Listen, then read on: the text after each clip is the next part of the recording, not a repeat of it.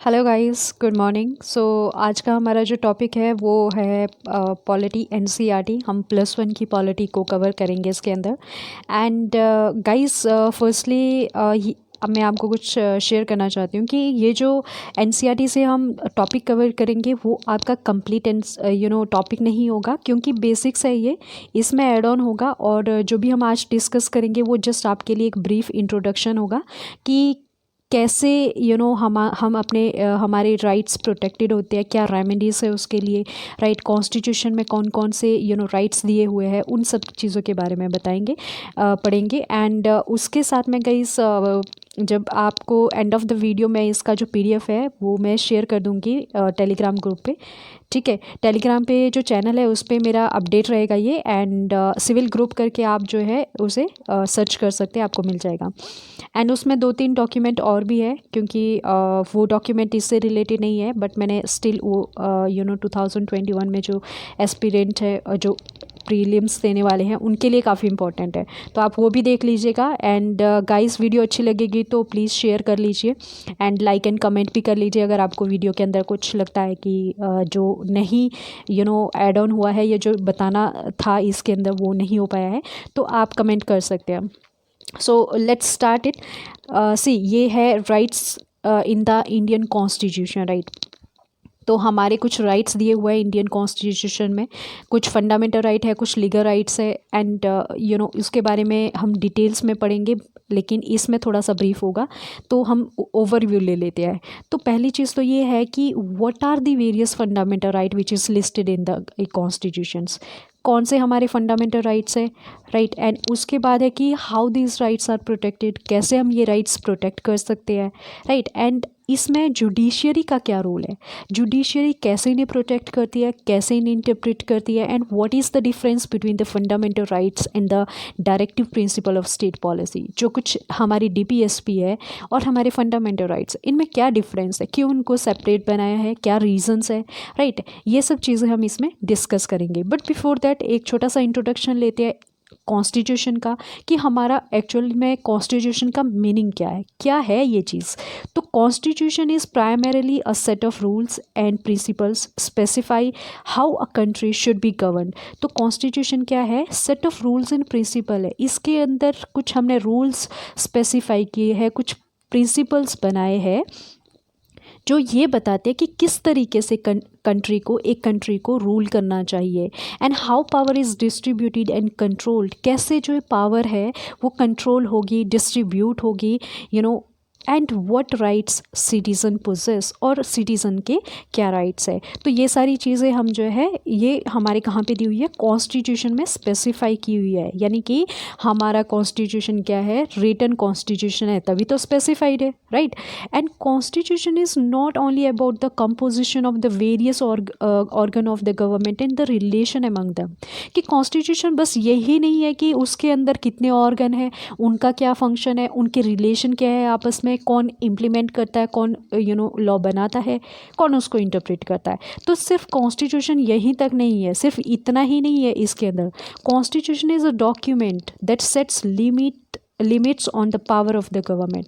Government की power के ऊपर ये क्या करता है, लिमिट लगाता है, राइट। ऑटोक्रेटिक जो सिचुएशन क्रिएट होती है वो यहाँ नहीं होगी, तानाशाही नहीं चलेगी, right. And ensures a democratic system, जो हमारा डेमोक्रेटिक सिस्टम है उसको एंश्योर भी करता है, in which all person enjoy certain rights, जिसके अंदर जो है जितने भी लोग हैं वो कुछ राइट्स को एंजॉय करते हैं, जिनका उनकी लाइफ में काफ़ी ज़्यादा महत्व है, right. So part 3 of the constitution, यानी कि फंडामेंटल राइट जो है वो हमारे कॉन्स्टिट्यूशन के कौन से पार्ट में दिया हुआ है, थर्ड पार्ट में दिया हुआ है। तो part third of the constitution of India list the fundamental right and also mention the limits on this right, कि इन राइट्स पे कुछ लिमिट्स भी है, वो भी वहाँ पे दी है पार्ट 3 में हमारे कॉन्स्टिट्यूशन की, और फंडामेंटल राइट क्या है उसके बारे में भी मैंशनड है। तो अगर हम थोड़ा सा बैकग्राउंड इसका देखें, तो एक डेमोक्रेसी की बात अगर करें तो democracy must ensure that individuals have certain rights and that government will always recognize this right. एक डेमोक्रेसी के अंदर क्या ज़रूरी होता है कि हर एक इंडिविजुअल के कुछ राइट्स होने चाहिए और गवर्नमेंट उनको रिकॉग्नाइज़ करे। ऐसा नहीं है कि गवर्नमेंट उनको इग्नोर कर रही है, वो जो है इम्प्लीमेंट नहीं हो रहे हैं, तो हमेशा गवर्नमेंट उनको क्या करे, रिकॉग्नाइज करे। And it is often practice in most democratic countries to list the rights of the citizen in the constitution itself. बहुत सारी कंट्रीज ऐसा करती है, बहुत सारी कंट्रीज़ के जो कॉन्स्टिट्यूशन में उसमें बाकायदा रिटन है कि हमारे सिटीजन्स के क्या राइट्स है, राइट, ये उसमें मेंशन है। तो such a list of rights mentioned and protected by the constitution is called bills of right। तो bill of rights, तो इनको क्या बोला जाता है, जो इस तरीके से जो लिस्टेड है या जो मेंशन किए गए हैं और जिनको प्रोटेक्शन मिलती है हमारे कॉन्स्टिट्यूशन से, उनको क्या बोलते हैं, बिल ऑफ राइट या फंडामेंटल राइट बोलते हैं।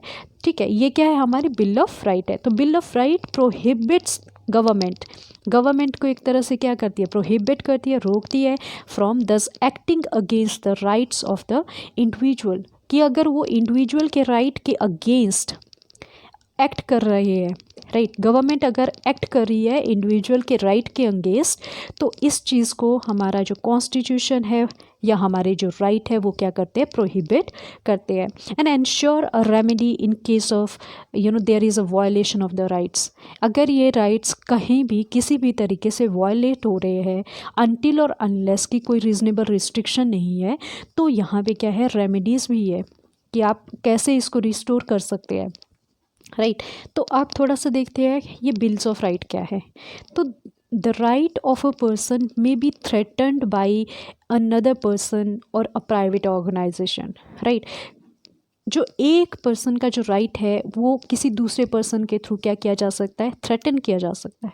आप किसी को नाइफ मार लो, आपने उसकी क्या कर दी है, हत्या कर दी है, आपने उसको डेड कर दिया है, तो ये क्या है, राइट टू लाइफ उसका वायलेट हो गया, राइट। दूसरा, और प्राइवेट ऑर्गेनाइजेशन, आपने एम्प्लॉयमेंट में कहीं आप एम्प्लॉय हो, राइट, आपको विदाउट एनी कुछ भी आपको फर्स्ट में वो रेजिग्नेशन के लिए जो 30 डेज़ का टाइम पीरियड देते हैं, कोई इंटीमेशन पीरियड आपको नहीं दिया जाता है, विदाउट एनी इंटीमेशन पीरियड आपको टर्मिनेट किया जा रहा है, तो राइट टू एम्प्लॉयमेंट हमारा हर्ट हो जाता है, राइट। तो इन सच अ सिचुएशन, ऐसी सिचुएशन में क्या होता है कि individual would need the protection of the government. तो गवर्नमेंट ऐसी सिचुएशन में क्या करती है, प्रोटेक्शन प्रोवाइड करती है, क्योंकि इंडिविजुअल के लिए तो ज़रूरत है, ऐसे तो कोई भी आके उसको मार सकता है या किसी की मूवमेंट को रोक सकता है, कहीं पे आप जा रहे हो, रोड पे जा रहे हो, वहाँ पे आपकी मूवमेंट को रोक सकता है। तो इसके लिए क्या चाहिए, एक इंडिविजुअल को प्रोटेक्शन चाहिए, जो कौन प्रोवाइड करेगा, गवर्नमेंट प्रोवाइड करेगी। किसके थ्रू प्रोवाइड करेगी, इन राइट्स के थ्रू प्रोवाइड करेगी। So it is necessary that the government is born to protect the rights of individual. See guys, यहाँ पे वर्ड है बॉन्ड, यानी कि ये उसका मोरल नहीं है, मोरालिटी से नहीं चलेगा, या उसकी रिस्पॉन्सिबिलिटी नहीं है खाली, ये क्या है, बॉन्ड है। Government is born to protect, government को करना ही पड़ेगा, लीगली है ये मेंशन। तो government is born to protect the rights of the individual. On the other hand अगर बात करें तो सिर्फ जो राइट है किसी इंडिविजुअल का, किसी अदर पर्सन या प्राइवेट ऑर्गेनाइजेशन ही उसे वायलेट नहीं कर सकती है, बल्कि गवर्नमेंट भी कर सकती है, गवर्नमेंट भी कर सकती है। फॉर एग्जांपल कि आज कर्फ्यू डिक्लेयर कर दिया जाता है कि आज आप घर से बाहर नहीं निकलेंगे, और रीज़न कुछ भी नहीं दिया है, राइट, रीज़न कुछ भी नहीं दिया है, लेकिन विदाउट एनी रीज़न आपकी राइट टू मूवमेंट क्या हो रही है, हर्ट हो रही है, वायलेट हो रही है, राइट। तो विदाउट रीजनेबल रिस्ट्रिक्शन गवर्नमेंट ऐसा नहीं कर सकती है, गवर्नमेंट ऐसा नहीं कर सकती, यानी कि जिसके अंदर आपके फंडामेंटल जो राइट है वो वायलेट हो रहे हो। और नेक्स्ट इसमें अगर देखें तो देखिए, यहाँ पे अगर हम ये समझे कि जो फंडामेंटल राइट है, आखिरकार इसकी नीड क्यों पड़ी, ऐसी क्या ज़रूरत आन पड़ी कि हमने कुछ राइट्स को लीगली मेंशन कर दिया, हमने कुछ राइट्स को कॉन्स्टिट्यूशन में मेंशन कर दिया कि ये राइट्स तो होने ही चाहिए। आखिर ऐसा क्या हुआ है? तो अगर हम फ्रीडम स्ट्रगल की बात करें, फ्रीडम स्ट्रगल या इनिशिएंट इंडिया की बात करें, इनिशिएंट इंडिया में भी क्या था, कुछ ऐसी चीज़ें थी कि वेमेन को पार्टिसिपेशन नहीं था, वेमेन का पार्टिसिपेशन बहुत कम था। कुछ लेटर टाइम पे ऐसा होने लग गया कि वेमेन का पार्टिसिपेशन ही बंद हो गया, राइट। तो और दूसरा अगर देखेंगे शूद्र का क्या था कि वो लो कास्ट मानी जाती थी, उसका भी एक तरह से रोल क्या था, निग्लेक्टेड था, इग्नोरेंट था, राइट। उसके बाद फ्रीडम स्ट्रगल पे अगर हम बात करें तो फ्रीडम स्ट्रगल के टाइम पे अगर लीडर्स देखें, जैसे रॉलेट एक्ट की अगर बात करें, वहाँ पे पीसफुल क्या था, गैदरिंग थी। 1919 के अंदर जब रॉलेट एक्ट आया उस टाइम पे क्या हुआ, गवर्नमेंट के पास एक्सटेंसिव पावर थी। ब्रिटिश जो गवर्नमेंट थी उन्होंने क्या किया कि जो पीसफुल गैदरिंग थी उसके ऊपर उन्होंने क्या कर दिया, गोलियां बरसा दी। जबकि वो तो पीसफुल मूवमेंट थी, पीसफुल मूवमेंट तो हो सकती है, लेकिन उस टाइम पे ऐसा कुछ भी मेंशन नहीं था कि हो सकती है। तो बहुत सारे थाउजेंड्स में लोगों की जान गई, राइट। तो फ्रीडम स्ट्रगल तो जो लीडर थे जो फ्रीडम स्ट्रगल के, they realized the importance of the rights and demand that British ruler should respect rights of the people, कि उनको लोगों के राइट की रिस्पेक्ट करनी चाहिए, या कुछ हमारे ऐसे राइट्स होने चाहिए जिससे बियॉन्ड जो है गवर्नमेंट भी ना हो, राइट, जिससे बियॉन्ड गवर्नमेंट भी ना हो, अनलेस और अनटिल कोई नेशनल सिक्योरिटी या थ्रेटन ना हो किसी तरीके से, राइट। तो जो मोतीलाल नेहरू की कमेटी आती है 1928 में, वो डिमांड करते हैं बिल्स ऑफ राइट की। उसी तरीके से 1931 की अगर बात करें, इंडियन जो नेशनल कांग्रेस होती है वो भी क्या करती है, वो भी एक अडॉप्ट करती है रेजोल्यूशन, ठीक है, रेजोल्यूशन अडॉप्ट करती है, and committing itself to the defence of the fundamental civil rights and as well as socio economic rights, जैसे कि मिनिमम वेजेस हो गया, एबॉलिशन ऑफ अनटचेबिलिटी हो गया। ये क्या थे, हमारे पहले से ही सोसाइटी के अंदर चल रहे थे, राइट। इसके अलावा फ्यूडलिज्म की बात करें, चल रहा था, राइट। सती प्रथा था, विडो रीमैरिज था, ये क्या थी, ये सब चीज़ें क्या थी, एक तरह से हमारी इंडियन सोसाइटी के अंदर ये ऑलरेडी चल रहा था, जो एक तरह से रीज़न थे जिन्होंने जो फ्रीडम स्ट्रगल में जो लीडर्स थे उनको सोचने पे मजबूर कर दिया कि कुछ ऐसे राइट्स होने चाहिए जो एक सिटीज़न को या एक इंडिविजुअल को मिलने चाहिए, राइट, जो उसके लिए, उसकी लाइफ के लिए काफ़ी इम्पॉर्टेंट है, होना चाहिए मतलब उसके पास, राइट। तो मोतीलाल नेहरू, ये हमने ऑलरेडी डिस्कस कर लिया है। तो when India became independent and constitution was being prepared, there was no two options on the inclusion and protection of the rights in the constitution. कोई भी राइट्स नहीं थी जब इंडिया इंडिपेंडेंट होता है। तो उसके बाद जो है क्या हुआ, constitution listed the rights that would be specially protected and call them fundamental right. Constitution के अंदर हमने राइट्स दिए, जैसे राइट टू वोट, ये भी हमारा उस टाइम पे नहीं था।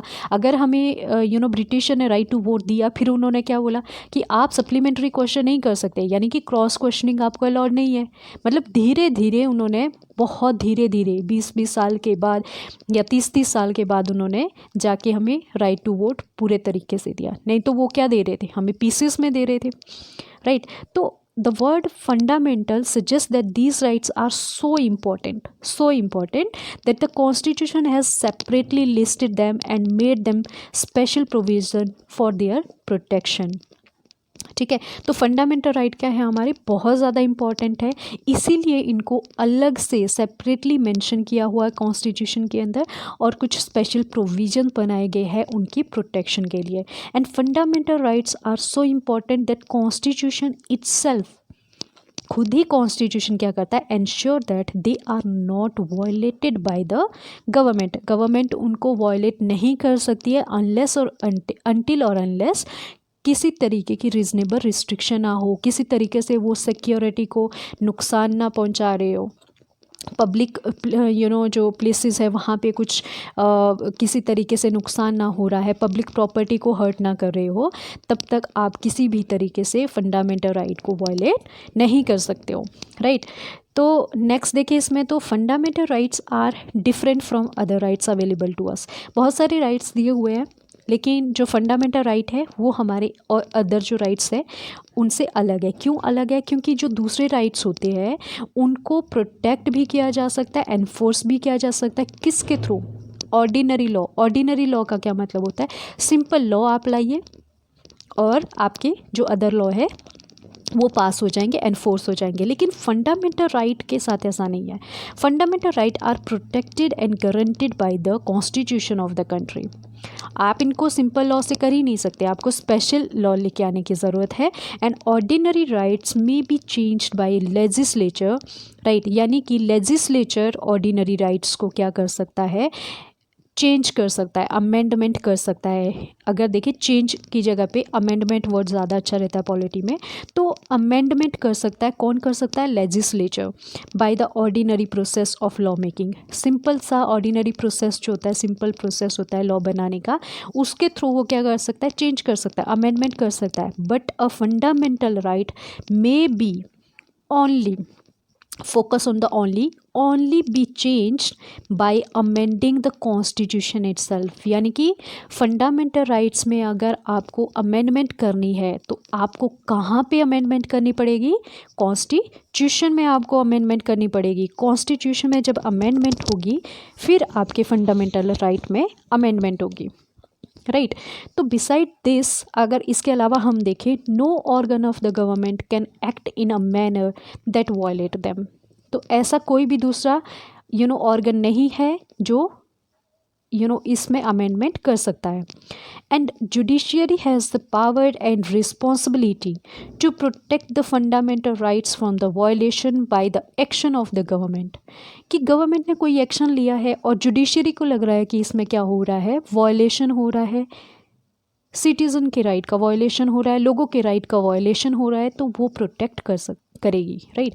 वो क्या करेगी, प्रोटेक्ट करेगी। क्यों? Because judiciary has the right, किस चीज़ का, right and responsibility to protect the fundamental rights, to protect the fundamental right. So executive as well as जो लेजिस्लेटिव एक्शन होते हैं कैन बी डिक्लेयर्ड इलीगल, किसके थ्रू, जुडिशियरी के through. तो executive कोई एक्शन ले रहा है, जुडिशियरी कोई एक्शन ले रही है, वो इलीगल कौन कर सकता है, जुडिशियरी इलीगल कर सकती है। If these rights violate the fundamental rights और restrict them in an unreasonable manner, बिना किसी रीज़न के अगर जो है वायलेट हो रहे हैं राइट्स, तो जुडिशियरी क्या करेगी, उनको रिस्ट्रिक्ट कर सकती है। तो however fundamental rights are not absolute और अनलिमिटेड। लाइक आई सेड कि फंडामेंटल राइट्स में क्या है, कुछ रीजनेबल रिस्ट्रिक्शन है, अनटिल और अनलेस अगर गवर्नमेंट रीजनेबल रिस्ट्रिक्शन देती है तभी आप जो है फंडामेंटल राइट को वायलेट कर सकते हैं। अब इसका रिसेंट अगर एग्जांपल ले तो अभी जब लास्ट ईयर मार्च में जब कोविड का स्प्रेड हुआ था, तो गवर्नमेंट ने एक एक्शन लिया था कि आप क्या करो, लॉकडाउन कर दो, पूरी की पूरी कंट्री क्या होगी, लॉकडाउन होगी। तो ये क्या था, एक तरह से राइट टू मूवमेंट जो लोगों की थी उसको स्ट्रक डाउन कर लिया। क्यों किया, क्या गवर्नमेंट ने रीज़न दिया, यस गवर्नमेंट ने रीज़न दिया कि कोविड-19 या एक ऐसा खतरनाक डिजीज़ हो गया है जिसकी वजह से हमें आपके फंडामेंटल राइट को स्ट्रक डाउन करना पड़ रहा है। तो एक वैलिड रीज़न है। तो इस केस में हम ये नहीं कह सकते हैं कि गवर्नमेंट ने हमारे फंडामेंटल राइट को वायलेट किया है, right. So government can put reasonable restriction on the exercise of our fundamental right, जो हमने ऑलरेडी एग्जाम्पल के थ्रू समझ लिया है कि गवर्नमेंट कैसे रीजनेबल रिस्ट्रिक्शन दे सकती है, राइट। तो गाइस ये कुछ फंडामेंटल राइट्स का मैंने छोटा सा स्ट्रक्चर इसमें मेंशन किया हुआ है, आप एक बार पढ़ लीजिए। बाकी लाइक आई सेड कि यहाँ पे जो है हमारा एनसीईआरटी में बहुत शॉर्ट में मींस बेसिक्स दिए हुए हैं, लेकिन इतना जो फंडामेंटल राइट है उनको एलाबोरेट करके नहीं दिया है। तो हम 1 बाय 1 इनको डिटेल्स में पढ़ेंगे, स्टडी करेंगे। इसके ऊपर बहुत सारी वीडियोस बन सकती है, बिकॉज 6 फंडामेंटल राइट के अंदर बहुत सारी चीज़ें हैं जो अभी इसमें नहीं मेंशन्ड है और जो आपको क्लियर होना बहुत ज़रूरी है, तभी आप समझ सकते हैं किस तरीके से हम अपने फंडामेंटल राइट को एक्सेस कर सकते हैं, राइट। तो इसमें हम थोड़ा थोड़ा एक ओवरव्यू ले लेते हैं, जो इम्पॉर्टेंट चीज़ें हमें लग रही है वो हम एक ओवरव्यू ले लेते हैं। ये गाइस आप एनसीईआर से पूरा भी पढ़ सकते हैं। मैंने कुछ बेसिक सी चीज़ें जो काफ़ी इंपॉर्टेंट है उसमें वो मैंने पिकअप की है और उसका मैंने पीडीएफ बनाया है, राइट। तो आप अगर इससे भी ज़्यादा डिटेल में पढ़ना चाहते हैं, आप एनसीईआरटी खोलिए, जब आप वीडियो देख रहे हैं उसमें आप पढ़िए, आपको बहुत ज़्यादा हेल्प हो जाएगी, right. So here we go. जो हमारा फर्स्ट राइट है वो है राइट टू इक्वालिटी। तो गाइस राइट टू इक्वालिटी के अंदर हमारा 14 to 18 के जो आर्टिकल है वो आते हैं, ठीक है। और इसमें क्या बोला गया है राइट टू इक्वालिटी में कि it provides for equal access to the public place, right. ये क्या करता है, इक्वल एक्सेस प्रोवाइड करता है पब्लिक प्लेस में। मान लीजिए कि कोई पुअर पर्सन है, वो शॉप पे जाता है कोई चीज़ लेने के लिए और शॉपकीपर उसको वहाँ से भगा देता है, ठीक है। वो भगा देता है कि हम नहीं देते आपको, या फिर यहाँ पे उसको बोला कि आप आ ही नहीं सकते हो, राइट। तो यहाँ पे क्या हो रहा है, उसका जो एक्सेस है वो यहाँ पे वो डिनाई कर रहा है, राइट। तो राइट टू इक्वालिटी अगर होगा तो ये हमें क्या प्रोवाइड करा है, इक्वल एक्सेस प्रोवाइड करा है कि पब्लिक प्लेसेस जो है, जैसे शॉप हो गई। देखो प्राइवेट प्रॉपर्टी में अगर मेरे घर पे कोई पर्सन आता है और वो कहता है कि नहीं मुझे यहाँ रहना है, ज़बरदस्ती कह रहा है, मैं उसे मना करूँ, वो और फिर भी कह रहा है कि मुझे रहना है, तो यहाँ पे मैं मना कर सकती हूँ, बिकॉज़ ये पब्लिक प्लेस नहीं है, राइट। ये क्या है, मेरा घर है। बात हो रही है पब्लिक प्लेस की, कि पब्लिक प्लेस पे आप किसी को मना नहीं कर सकते। कोई पार्क में बैठा हुआ है, म्यूज़िक सुन रहा है हेडफोन लगा के, और आप आके उसे पीटने लग जाओ कि तुम यहाँ नहीं बैठ सकते हो। No, you do not have right कि आप उसको वहाँ से उठा दो, राइट। आप उसके साथ डिस्क्रिमिनेशन नहीं कर सकते हो पब्लिक प्लेस में। हाँ, अगर वो आपके घर पे आके गेट खोल के आपके बेड पे जाके म्यूज़िक सुनता है, तब आप उसको यहाँ पे क्या कर सकते हो, घर से बाहर निकाल सकते हो। क्यों? क्योंकि ये आपकी प्राइवेट प्रॉपर्टी है, राइट। लेकिन पब्लिक प्लेस पे आप नहीं कर सकते हैं।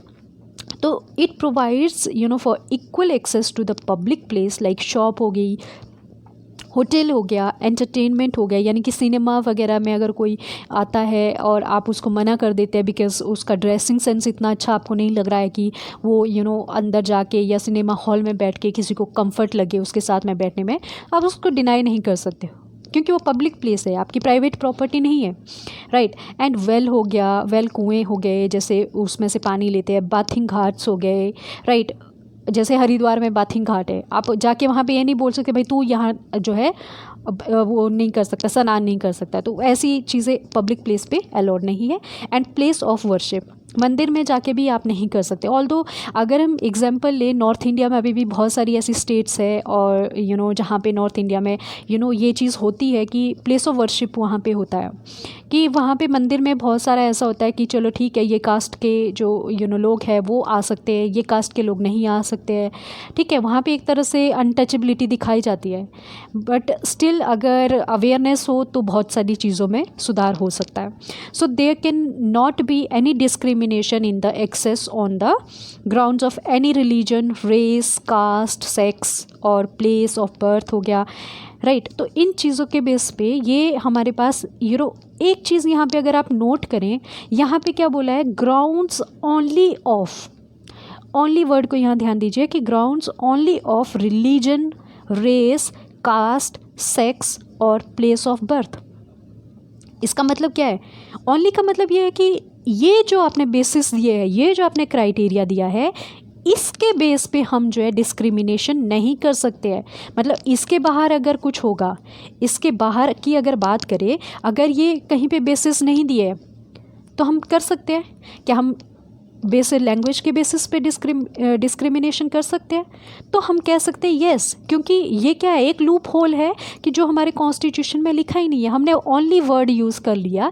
इससे क्या हुआ, हमने कहीं ना कहीं दूसरे क्राइटेरिया या दूसरे रीज़न जो होते हैं उनको यहाँ पे छूट दे दी है कि उस बेसिस पे डिस्क्रिमिनेशन हो सकता है। Only on religion, race, caste, sex, place of birth पे तो नहीं हो सकता है, लेकिन लैंग्वेज के बेसिस पे हो सकता है, लैंग्वेज के बेसिस पे हो सकता है। देखो कैसे, अगर हम बात करें, हमने क्या किया है, हम पंजाब का मोस्टली अगर देखेंगे, पंजाब का एग्जाम्पल लेते हैं कि अगर हम पंजाब का एग्ज़ाम देना चाहते हैं और हमारा जो स्टेट है वो डिफरेंट है, तो पंजाब में या किसी और स्टेट में ये मेंशन किया जा सकता है ना कि भाई पंजाब का जो लोग भरेंगे उसमें एक लैंग्वेज भी कंपल्सरी है कि आपको क्या होना चाहिए, पंजाबी लैंग्वेज भी आनी चाहिए। उसी तरीके से कोई और भी हो सकता है जहाँ पे दूसरी स्टेट में जो लोकल लैंग्वेज होती है वो यूज़ की जाती है। हो सकता है कि नहीं हो सकता है, यस हो सकता है। क्यों हो सकता है? क्योंकि यहाँ पे एक लूप होल जो हमारा कॉन्स्टिट्यूशन छोड़ गया है वो है ओनली ऑफ रिलीजन और जो बाकी ग्राउंड्स दिए हैं, जो क्राइटेरिया दिया है, तो इस बेसिस पे आप नहीं कर सकते। इसके बाद जो भी क्राइटेरिया है, जो आपको कोई भी ऐसा रीज़न मिलता है जिसके बेस पे आप डिस्क्रिमिनेशन कर सकते हैं, तो यस आप करेंगे, वो डेफिनेटली करेंगे, राइट। तो ये एक लूप होल है इसमें, प्लीज़ गाइस ये आप थोड़ा सा नोट कर लीजिएगा। And it also prohibit any discrimination in public employment of any of the above mention basis. Public employment, government job में भी आप इस तरीके का जो है कास्ट बेसिस पे या ये जो क्राइटेरिया दिए हैं इस बेसिस पे आप डिस्क्रिमिनेशन नहीं कर सकते हैं, राइट, नहीं कर सकते। और नेक्स्ट है ये, तो नेक्स्ट है अनटचेबिलिटी। देखिए हमने पहले डिस्कस किया कि फंडामेंटल जो राइट है वो एब्सोल्यूट नहीं है, अनलिमिटेड नहीं है।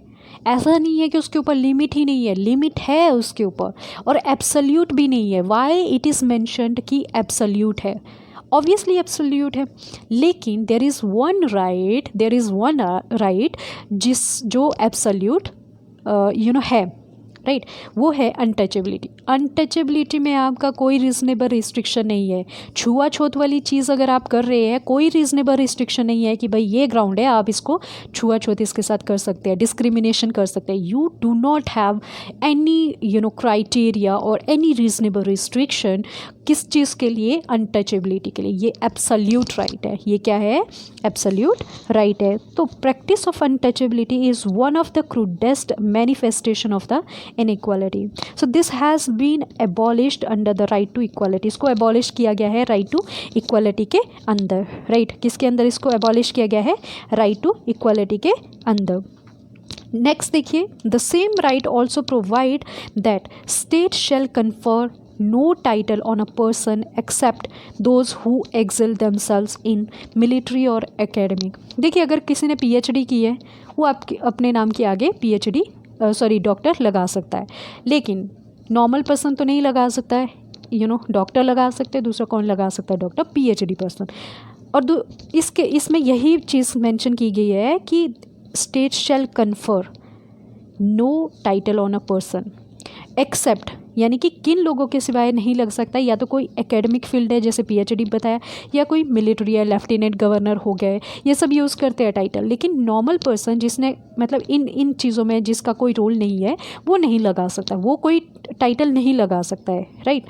इसके बाद आते हैं article 16 clause 4। Article 16 clause 4। Clause 4 देखिए, ये वैसे आर्टिकल अगर देखेंगे आप 16 आर्टिकल की अगर बात करें, इसमें 4 क्लॉज दिए गए हैं आर्टिकल 16 के अंदर।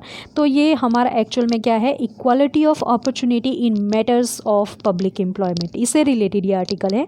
इसका चौथा अगर हम क्लॉज देखें, चौथे क्लॉज में क्या है कि nothing in this article shall prevent the state from making any provision for the reservation of the appointment और post in favor of any backward classes of the citizen which in the option of the state is not adequately represented in the service under the state।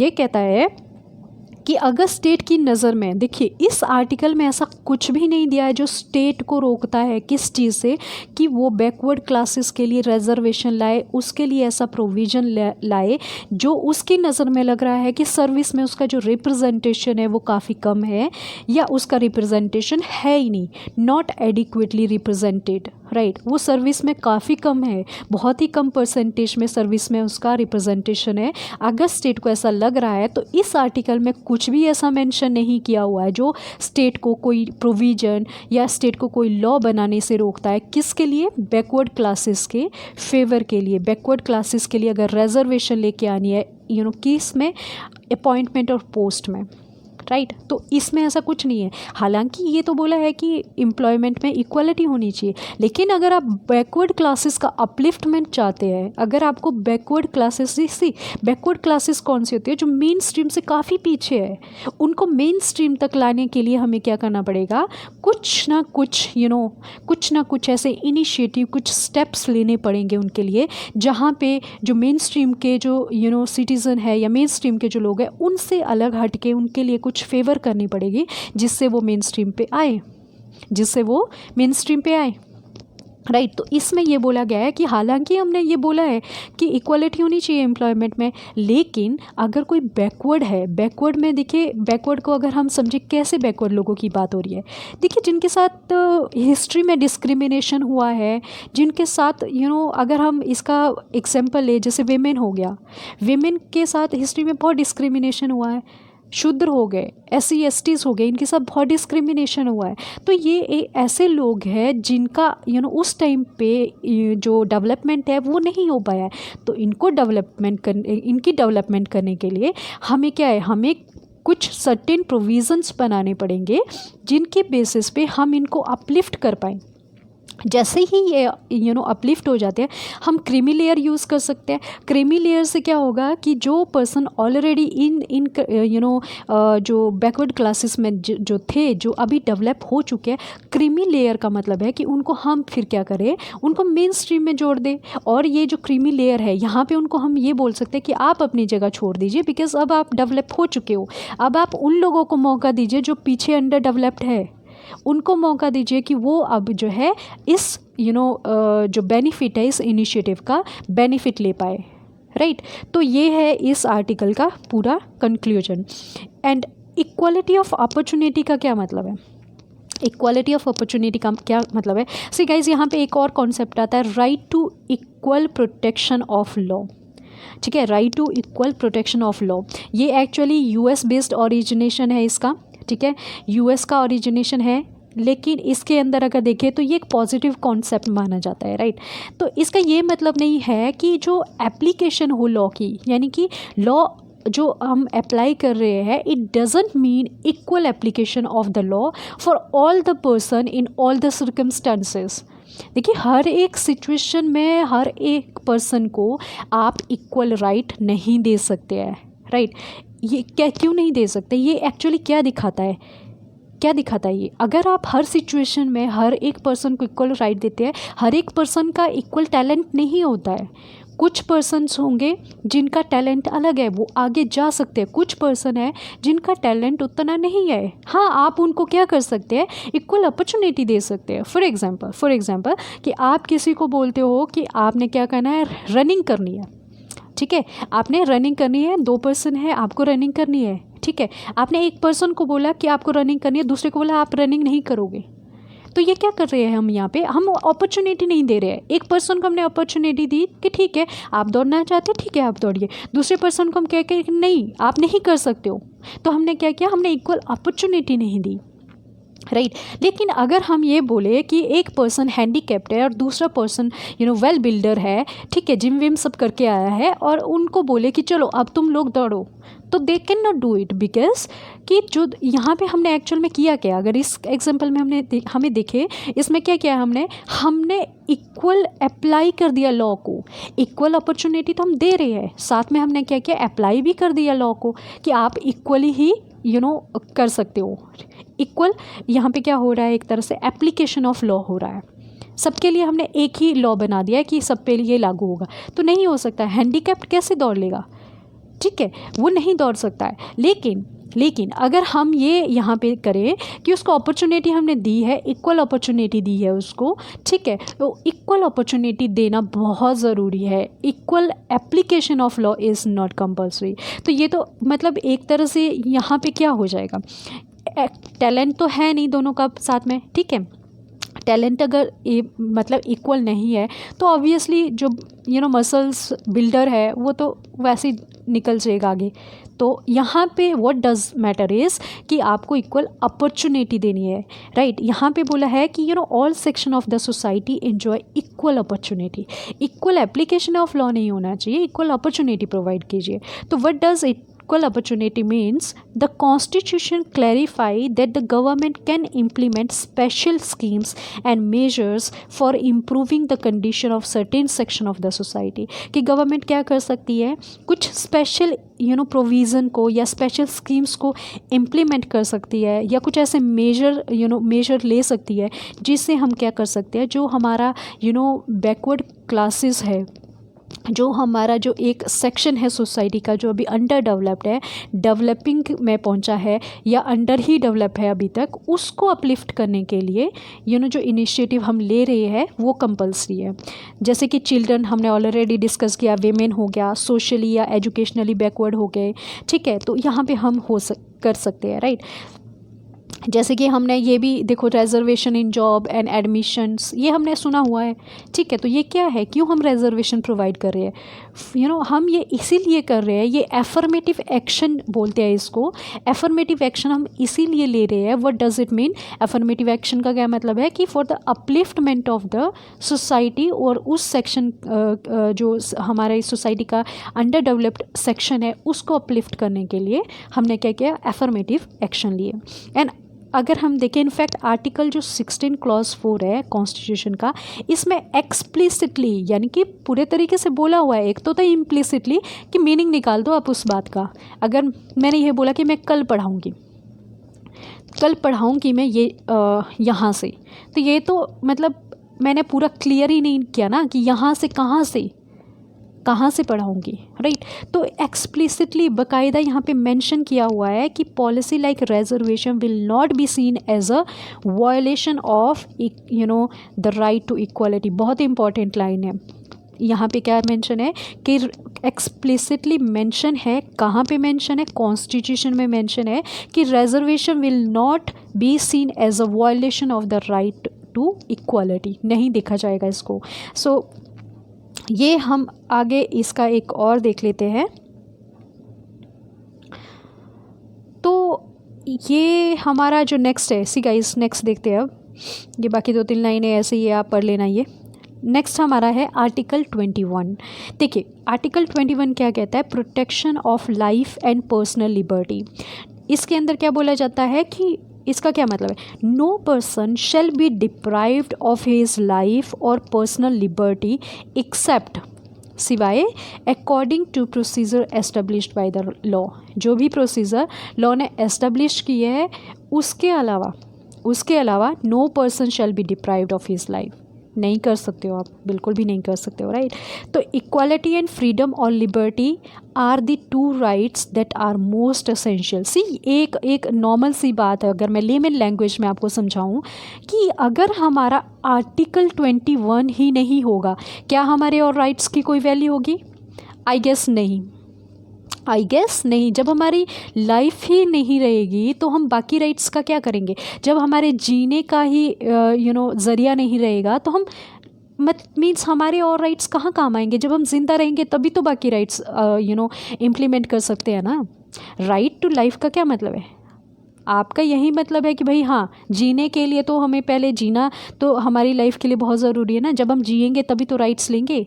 जब हम जिए ही नहीं तो rights किस काम के? फिर आप बनाते रहिए राइट्स, कौन उन्हें किसके लिए वो इम्प्लीमेंट होंगे, राइट। तो यहाँ ये एक हम कह सकते हैं कि राइट आर्टिकल 21 ऐसा राइट है जिसके अंडर बाकी सारे राइट्स आते हैं, या जिसके सराउंडिंग सारे राइट्स आते हैं। हाउ? अगर हमारी लाइफ ही नहीं रहती है, बाकी आप राइट टू इक्वालिटी दे दो, एम्प्लॉयमेंट दे दो, मूवमेंट दे दो, स्पीच एक्सप्रेशन दे दो, रेमेडीज़ बना लो, किस काम की है वो? जब तक आपको राइट टू लाइफ नहीं मिलता है आप कोई भी राइट नहीं ले सकते हैं। तो ये एक बहुत ही कह सकते हैं कि कोर राइट है, जिसके बेसिस पे पूरे के पूरे राइट्स हमारे फंक्शन करेंगे, राइट। तो इसमें अगर हम बात करें, राइट टू इक्वालिटी, फ्रीडम और लिबर्टी जो है are the 2 rights are the equal most essential to a democracy. देखिए अब बात अगर हम यहाँ पे करें, भाई it's not possible to think of one without thinking of others. Liberty means of thought and expression. Liberty का क्या मतलब है? लिबर्टी का क्या मतलब है? Freedom of thought, expression and action. देखिए लिबर्टी आपको दे दी, ठीक है, आपको लिबर्टी क्या है? कोई भी एक्शन आप ले सकते हैं, पर ऐसा एक्शन की लिबर्टी आपको नहीं है कि जाके आप किसी को नाइफ मारो, आप स्टैब कर दो किसी को। तो ऐसी तो आपको कोई लिबर्टी नहीं दी है, ठीक है। Freedom of thought and expression, expression में भी यही है कि आप सीधा ही गालियाँ देना शुरू कर दो, आप जो नेशनल एंथम है उसी के सामने आप गालियाँ दे रहे हो, तो नहीं, आप नहीं कर सकते, राइट। आप नेशनल एंथम को गाली नहीं दे सकते।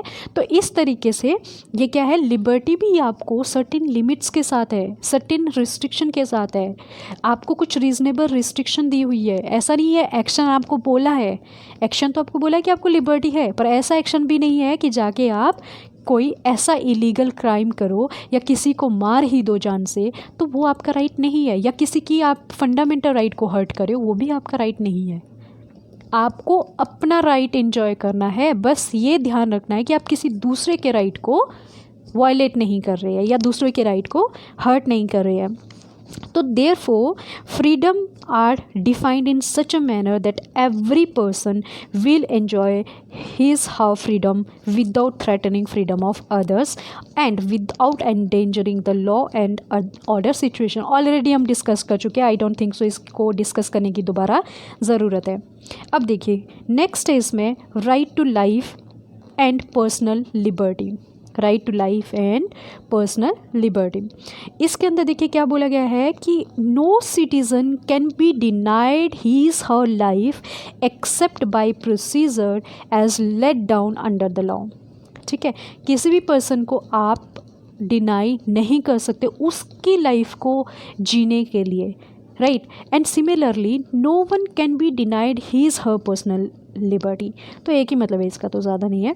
That means no one can be arrested without being told the ground. मान लीजिए आपने क्या किया है, आप किसी पर्सन को अरेस्ट कर रहे हो और उसको बता ही नहीं रहे हो भाई किस चीज़ के लिए अरेस्ट कर रहे हैं, वो बार बार आपसे पूछ रहा है कि भैया बताओ तो सही किस चीज़ के लिए अरेस्ट कर रहे हो, आप रीज़न ही नहीं दे रहे हो, आपने उससे बताया ही नहीं कि भाई क्या आपसे ऐसी गलती हो गई है, क्या ऐसा आपने गुनाह कर दिया है जिसके बेसिस पे आपको इम्प्रिजन किया जा रहा है या अरेस्ट किया जा रहा है। तो इफ़ अरेस्टेड, अगर हम उस पर्सन को अरेस्ट कर देते हैं तो उसके पास कुछ राइट्स होते हैं, उसके पास भी कुछ राइट्स होते हैं। पहला जो राइट अगर हम इसमें देखें, उसके पास ये भी राइट है कि वो किसी अपने फ्रेंड या फैमिली में से किसी को बताए कि मैं अरेस्ट हो चुका हूँ, राइट। ये दूसरा कि वो लॉयर भी हायर कर सकता है, ऐसा नहीं है कि पुलिस उसको बोले कि भाई ये लॉयर है, यही लॉयर आपका केस अब आगे देखेगा, नो, उसका राइट है कि वो अपने तरीके से प्रोफेशनल लॉयर को अपॉइंट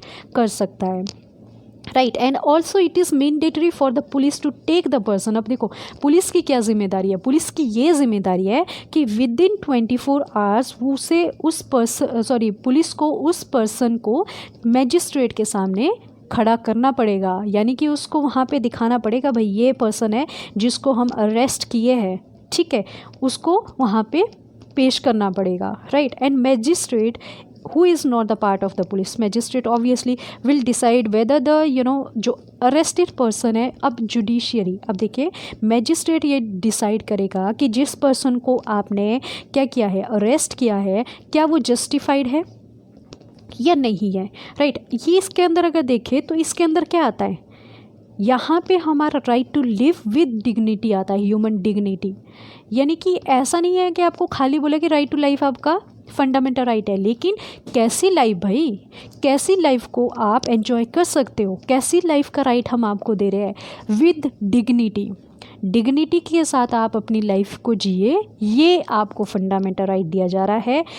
डिग्निटी का मतलब क्या है, जिसमें आपको जीने का साधन भी पता हो, आपके साथ कोई एक्सप्लॉयटेशन भी ना हो, तो इस तरीके से आपकी लाइफ डिग्निफाइड होनी चाहिए। राइट टू लाइफ खाली राइट टू लाइफ नहीं है, डिग्निफाइड लाइफ होनी चाहिए आपकी। तो इसमें कोर्ट भी स्टेटमेंट देता है कि court held that right to shelter, shelter का मतलब क्या है, घर, छत होनी चाहिए, राइट। एंड लाइवलीहुड यानी कि जीने का कोई ज़रिया होना चाहिए, is also included in the right to life. तो राइट टू लाइफ खाली राइट टू लाइफ नहीं है, आपके पास वही है ना, रोटी कपड़ा मकान, वो होना चाहिए, तब आपकी लाइफ है, और वो भी किसके साथ में, डिग्निफाइड लाइफ है।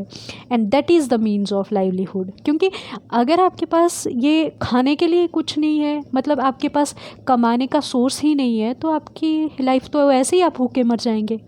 तो राइट टू लाइफ का मतलब क्या है जिसके अंदर आपको शेल्टर भी हो, आपकी जॉब वगैरह या कोई काम हो जिससे आप अपनी अर्निंग, अपना लाइवलीहुड चला सके, तब हम उसको बोलेंगे right to life. And dignified हो, वो किसी तरीके का एक्सप्लॉयटेशन ना हो उसके अंदर। तो इसमें जो हमने ये अरेस्टेड वाला हमने एक एग्जांपल देखा, इसके बेसिस पे एक कॉन्सेप्ट देखते हैं, प्रिवेंटिव डिटेंशन। इसका क्या मतलब है? ऑलरेडी हम इसको पढ़ चुके हैं, थोड़ा सा आइडिया ले लिया है हमने कि a person would be arrested after he और शी हैज़ रिपोर्टली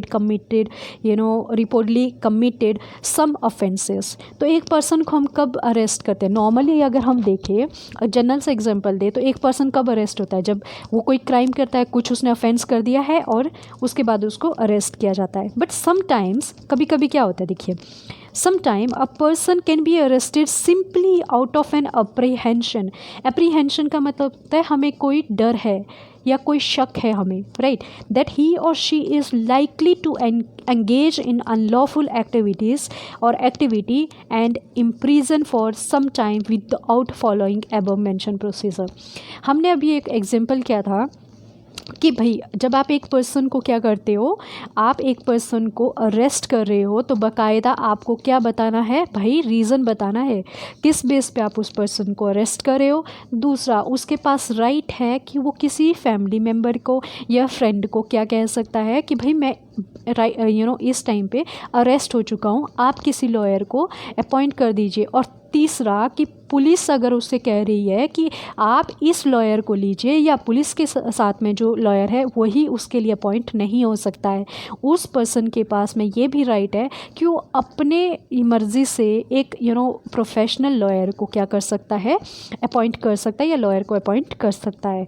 तो यहाँ पे तो वो फॉलो ही नहीं होगा। अगर प्रिवेंटिव डिटेंशन में क्या होता है कि पुलिस को लगता है कि ये पर्सन जो है कुछ खतरा क्रिएट करने वाला है हमारी नेशनल सिक्योरिटी के लिए, तो इसको डिटेन कर दो, इसको क्या कर दो? इम्प्रिजन कर दो। तो इस केस में कोई भी ये फॉलो नहीं होगा कि उसको कोई लॉयर दिया जाए या वो घर पे किसी को बताए। ये एक टोटली कह सकते हैं कि ये ब्लाइंड लॉ है एक तरह से, जिसमें आप नहीं देखोगे कि उस पर्सन को कुछ राइट दिए जाने चाहिए, right. This is known as preventive detention. इसका मतलब क्या है कि गवर्नमेंट को फील हो रहा है कि a person can be threat to law and order or to peace and security of the nation, it can detain or arrest that person. This preventive detention can be extended for 3 months only। देखिए, इसको हम कैसे समझ सकते हैं कि कैसे मतलब थ्रेट गवर्नमेंट को फील हो रहा है। फॉर एग्जाम्पल एक पर्सन एयरपोर्ट पे खड़ा है, राइट, एक पर्सन एयरपोर्ट पे खड़ा है और उसके पास बहुत बड़ा सा बैग है, बहुत बड़ा सा बैग है। हो सकता है उसमें कुछ उसने कपड़े डाले हो, कुछ और चीज़ें डाली हो, लेकिन वहाँ पे जो जो वहाँ पे जो सिक्योरिटी होती है वो उन्हें फ़ील होता है कि इस बैग में तो कुछ है, और वो इधर उधर भी देख रहा है, और वो इस तरीके से देख रहा है कि उसके मतलब नज़रिए से कहे या फिर उसके जो एक्टिविटी है, बॉडीली जो उसका एक्सप्रेशन हम कह सकते हैं, बॉडीली उसको जज किया जा रहा है कि वो ऐसे किसी चीज़ को मतलब ऐसे एक्साइटेड होके, ऐसा थोड़ा सा नर्वस होके वो इधर उधर देख रहा है, राइट। और वो वहीं पे उस जगह पे कम से कम 15-20 मिनट से खड़ा है। तो गवर्नमेंट को ये फील हो रहा है, हालांकि ऐसा नहीं है, हो सकता है कि वो पर्सन पहली बार फ्लाइट में जा रहा इसीलिए नर्वस है, हो सकता है कि उसे पता ही ना हो कि कितना सामान लेके जाना है और वो बड़ा सा बैग लेके आया, हो सकता है कि उस बैग में क्या हो, किसी जो साथ में जाने वाला उसका बैग भी रखा हो कि भाई तू संभालियो जब तक मैं आता हूँ, ये हो सकता है। लेकिन गवर्नमेंट को क्या फील हुआ है कि भाई ये यहाँ पे 15 मिनट से खड़ा है और इसके फेस से भी लग रहा है बहुत नर्वस है, और इसके बैग से भी लग रहा है, इसके कपड़ों से भी लग रहा है कि भाई ये कुछ खतरे से खाली नहीं है, हमें उसके ऊपर डाउट हो रहा है। तो गवर्नमेंट वहाँ से उसको क्या कर सकती है? डिटेन कर सकती है। तो ये क्या है? एक तरह से एप्रीहेंशन है, गवर्नमेंट को फील हुआ है कि ये पर्सन किसी ना किसी तरीके से हमारे लॉ एंड ऑर्डर के लिए या नेशनल सिक्योरिटी के लिए खतरा है, इसको डिटेन कर दिया जाए, राइट। तो this is called the preventive detention. और ये कितना 3 महीने के लिए क्या हो सकता है? प्रिवेंटिव डिटेंशन हो सकता है। ये नॉन बेलेबल है, इसमें बेल नहीं होती है, नॉन बेलेबल है। एंड 3 मंथ के बाद जो है ये एडवाइजरी बोर्ड जो है इसका रिव्यू करती है, right. And both this provision has often been misuse by government. Obviously कई टाइम पे कई दफ़ा हमें ये देखने को मिलता है कि इस जो जो कॉन्सेप्ट है प्रिवेंटिव डिटेंशन, इसका मिसयूज़ भी होता है, इसका मिसयूज़ भी होता है। सो नेक्स्ट इसमें क्या है? आई थिंक ये हमारा लास्ट है इसका, नहीं अभी एक और है, एक कॉन्सेप्ट और है। तो इसके अंदर जो है देखिए इसमें क्या है कि under the right to freedom there are some other rights. देखिए राइट टू फ्रीडम हमें और भी राइट्स है। फॉर एग्जांपल हमें right to freedom of speech है एंड एक्सप्रेशन हो गया, लेकिन ये किसके साथ में है, सब्जेक्टिव, मतलब इसमें कुछ रीजनेबल रिस्ट्रिक्शंस दी हुई है। पब्लिक ऑर्डर, पीस, मोरालिटी ये बनाए रखनी है भाई, खतरा नहीं बनना है कंट्री के लिए, ठीक है।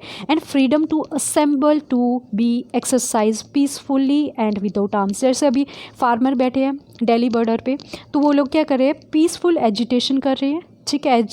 एजिटेशन बोल लें हम उसको, पीसफुल।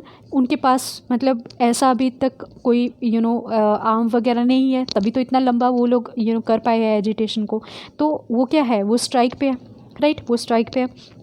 दूसरा, गवर्नमेंट में impose restriction in certain areas in declaring the assembly of 5 और मोर पर्सनस एज अनलॉफुल।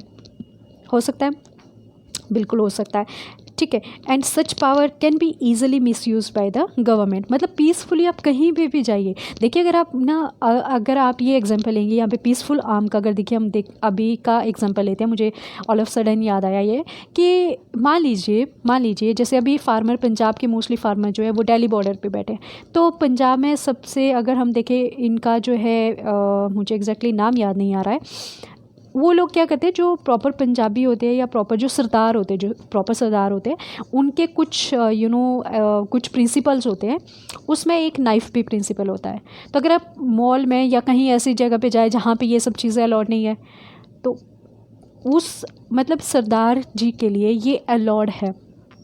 मतलब एक वही पर्सन है जो आम लेके जा सकता है मॉल में, पब्लिक प्लेस में, जहाँ पे कुछ जगह पे ये अलाउड नहीं होता है, वहाँ पे वो लेके जा सकते हैं। लेकिन अगर हम और आप में से कोई लेके जाए, ठीक है, मान लीजिए किसी की मैरिज हो रही है तो मैरिज में तलवार यूज़ होती है, तो ऐसा थोड़ी ना है कि दूल्हा तलवार लेके मॉल में जाएगा कि मुझे अपने लिए कोई अपने लिए कोई ड्रेस देखनी है या अपने लिए कुछ ऑर्डर करना है या अपने लिए शू देखने हैं, तलवार लेके थोड़े ना अंदर जाएगा, उसको बाहर ही रखना पड़ेगा, वो अंदर नहीं लेके जा सकता है। तो in short what I am trying to say is कि आर्म के साथ में आप नहीं जा सकते हो। विदाउट आर्म आप एजिटेशन कीजिए, पीसफुली असेंबल हुई, कोई दिक्कत नहीं है। जहाँ पे गैदरिंग हो रही है पब्लिक प्लेस में, वहाँ पे आप AK-47 लेके तो बिल्कुल भी मत जाइए, सीधा ही शूट होगा। तो ये है हमारा प्रिवेंटिव डिटेंशन। नेक्स्ट हमारा जो है, आई थिंक ये हमारा लास्ट कॉन्सेप्ट है आज का। यस, ये लास्ट कॉन्सेप्ट है। तो राइट ऑफ एक्यूज्ड, accused. तो persons accused of various offenses would also get sufficient protection. देखो अगर कोई गुनाह कर चुका है उसके लिए भी राइट है।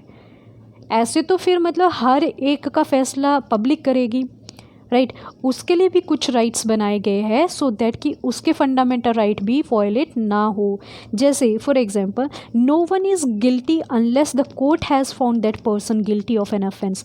आपने बोल दिया कि भाई तूने मर्डर किया है, आप ये नहीं कर सकते हो, आपने बोल दिया, लेकिन वो पर्सन ऐसा नहीं है आपके बोलने पे जो गवर्नमेंट है उसको फांसी पे चढ़ा देगी। जब तक जो है कोर्ट ये क्लैरिफाई नहीं कर देता, जब तक कोर्ट ये डिक्लेयर नहीं करता है कि हाँ इस पर्सन ने ये क्राइम किया है, तब तक उसको सज़ा नहीं हो सकती है, right. And it is also necessary that a person accused of any crime should get adequate opportunity to defend herself और हिमसेल्फ। मतलब ये है कि अगर उस पर्सन ने क्राइम कर लिया है तो ऐसा नहीं है कि उसको कोई हम अपॉर्चुनिटी ही नहीं देंगे। हो सकता है कि वो उस क्राइम जो सिचुएशन हो या क्राइम लोकेशन हो वहाँ पे वो वैसे ही हो सकता है चोर या किसी का मर्डर करके भाग रहा हो और चोर उससे टकरा गया हो, ब्लड वर्ड सब उसको लग गया हो और नाइफ भी वहाँ छूट गया हो और उसने या उसके हाथ में लग गया हो तो फिंगरप्रिंट्स आ गए। तो ये भी तो हो सकता है ना, हम उसको प्रूफ नहीं कर सकते जब तक हमारे पास जो है एविडेंसेस नहीं होते हैं,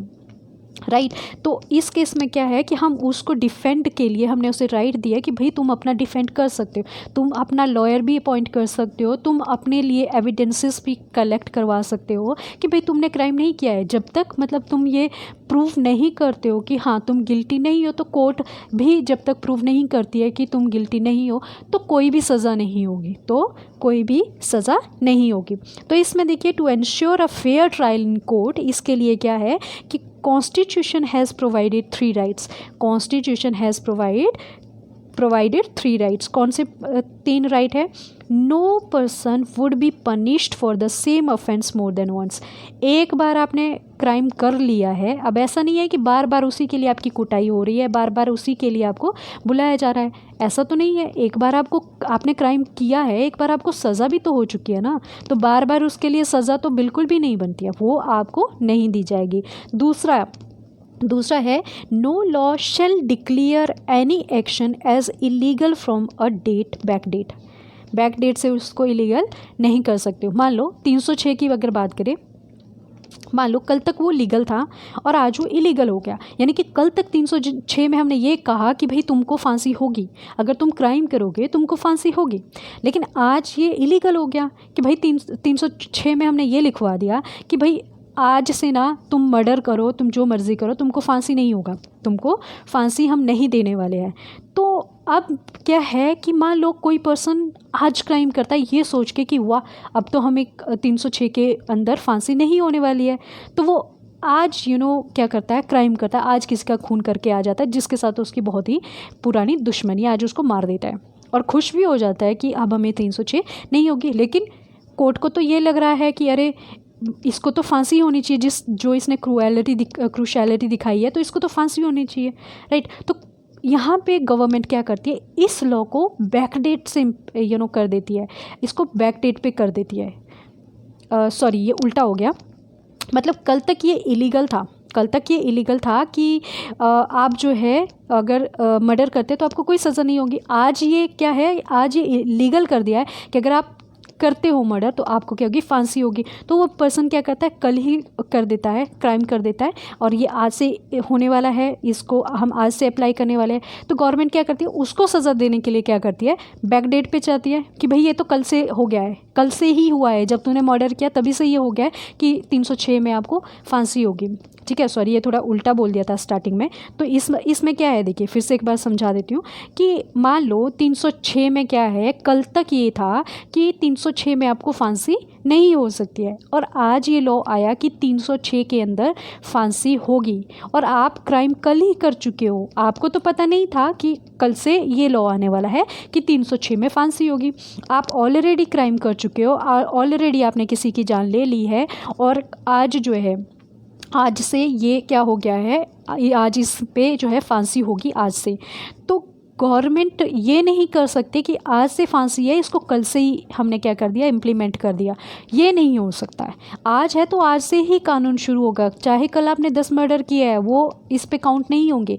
कानून आज से बना है, लॉ आज से बना है, तो आज से ही इसको इम्प्लीमेंट किया जाएगा, कल से इम्प्लीमेंट नहीं होगा। आई होप अब सबको क्लियर हो गया होगा, थोड़ा सा मिसअंडरस्टैंडिंग होगी, आई एम रियली सॉरी।